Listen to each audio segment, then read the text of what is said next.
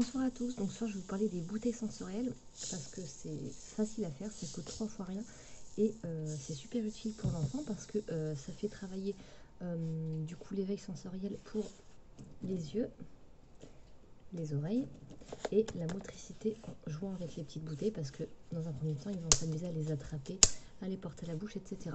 Donc vous pouvez en faire de différentes sortes avec plein de récup. Bon, ça c'est pas de la récup mais voilà, du riz. Différentes pâtes. Là en plus j'ai mis celles de différentes couleurs comme ça. C'est un peu plus sympa à regarder. Petite idée aussi, les petits bouts des pipettes de sérum physiologique. Ça sert pour ça. Là, alors voilà, pour faire des phases, vous pouvez mettre de l'eau et de l'huile ou de la glycérine et ça fait des phases comme ça. Quand vous mélangez, ça fait plein de petites bulles, c'est rigolo et en fait les phases se refont. Si on mélange plus, bien évidemment, les phases, ça se mélange un peu plus et après voilà, progressivement ça revient. Là j'ai mis de la glycérine et des pompons, en fait quand on retourne du coup ça descend un peu moins vite. Bon, plus vous mettrez de glycérine, plus ce sera long à descendre. J'en ai aussi du coup avec des colorants alimentaires, hein. Vous pouvez faire les couleurs que vous voulez. Là j'ai aussi remis de l'huile pour faire une phase.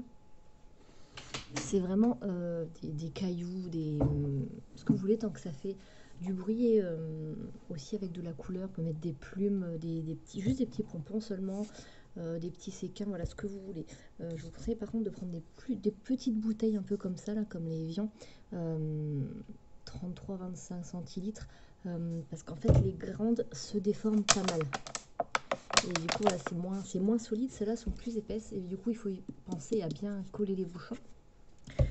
Et si vous avez la flemme d'en faire, du coup, moi je propose par exemple ces deux-là dans mon catalogue. Il y a aussi des pailletés, une un peu comme ça avec des petites balles de toutes les couleurs.